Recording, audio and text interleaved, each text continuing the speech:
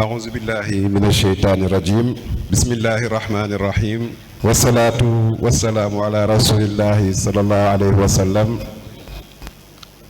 لا حول ولا قوة إلا بالله العلي العظيم يا عمة شيخي احضر لنا بهذا المحضر ولتحتفي بنظرة تأتي لنا بظفر. C'est un immense plaisir pour nous de nous prêter à cet exercice si exaltant et honorifique de lire le mémorandum final de ce colloque international sur la vie et l'œuvre et l'héritage d'un pôle de l'islam sénégambien.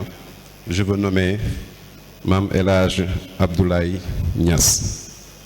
Avec la bénédiction du khalife général de la Fayda Tijaniya, Cheikh Mouhamadoul Mahi Ibrahima Niass, et sous l'égide de la Jamiatou Ansaruddin Sénégal, avec le pilotage de la communication, des conférences et du patrimoine intellectuel de la Fayda, présidé par Cheikh Ahmed Boukar Niang, nous tous réunis à Dakar le 6 et le 7 juin 2006, en présence de représentants du Maroc, du Royaume du Maroc, de la République de Gambie, des grandes familles religieuses du Sénégal et de chercheurs venus de plusieurs continents.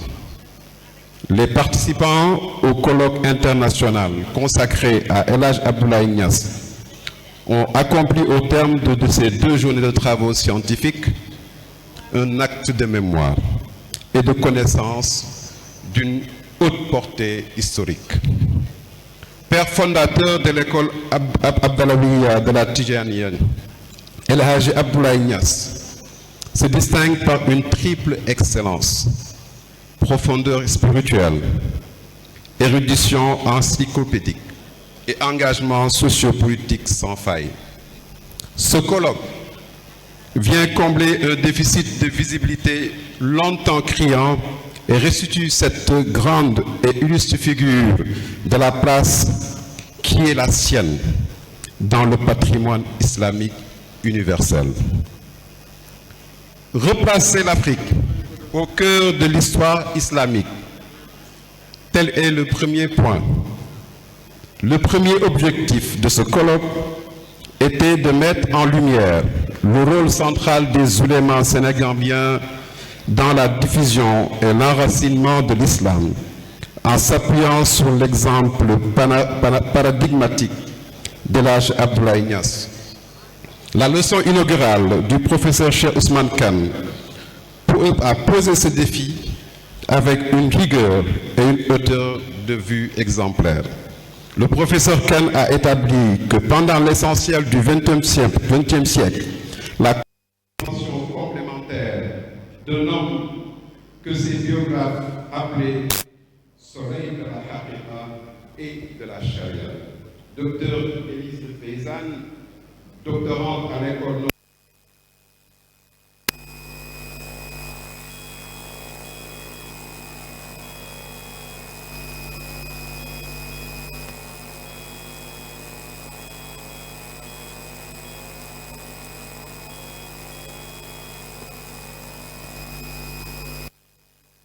depuis 21 mois à ses postes, à ses côtés, le comparer au plus grand juriste malikique, El Hadj Abdoulaye Niass, articuler la normativité de la charia avec les réalités coutumières du salut, construisant des communautés régies à la fois par la loi et l'aspiration mystique. C'est précisément cette aspiration mystique qu'a exploré Cheikh Abdou Samad Oulizi en démontrant que la posture intérieure du Cheikh, refus de toute mise en scène initiatique, discrétion et servitude, était l'expression du Majda Toulami, le sommet de la wilaya Mohammedia.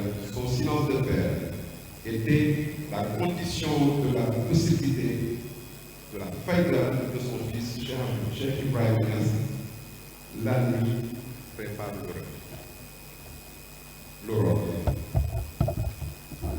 Al-Khalifa Cheikh Ibrahima Ba a prolongé cette réflexion à travers l'analyse du Moutakhir al-Qouloub, œuvre maîtresse de réforme des mœurs et de purification intérieure, qui qui incarne en écrit cette même exigence d'élévation éthique. Cheikh Abdoulaye Niass, diplomate, pacificateur et bâtisseur de nations. Oustaz Babacar Niang a retracé comment le voyage historique d'El Hadj Abdoulaye Niass à Fès en 1910-1911 a scellé des liens durables avec les grandes figures de la Tidjaniya marocaine, liens que ses fils Cheikh Al Khalifa, Cheikh Ibrahima Niass et Cheikh Ahmed Zainab Niass ont continué d'entretenir. Cheikh Ahmed Boukar ibn Cheikh Baba Roqi Niang a mis en lumière ses relations avec les familles religieuses de la Sénégambie, son rôle de pacificateur dans les tumultes post-Maba et son engagement pour la réconciliation des groupes musulmans du RIP, attestés par les rapports coloniaux eux-mêmes, attestés par ces rapports, de Paul Marty au rapport du lieutenant Chaudron en 1901. Cheikh Baye Bachir Cissé a convoqué quant à lui le témoignage de Cheikh Ibrahima Niass sur lui-même pour restituer la figure du père, tandis que Sidi Idrissa Dioum a cartographié les cercles Tidjani affiliés au Cheikh, illustrant l'étendue de son rayonnement de Kaolack à la Gambie et au-delà. Et enfin, Dr Ndaga Sarr a enfin démontré comment l'école niassène est devenue un vecteur universel de diffusion et un rempart doctrinal de la Tidjaniya, plus direct d'une fondation intellectuelle et spirituelle sans faille.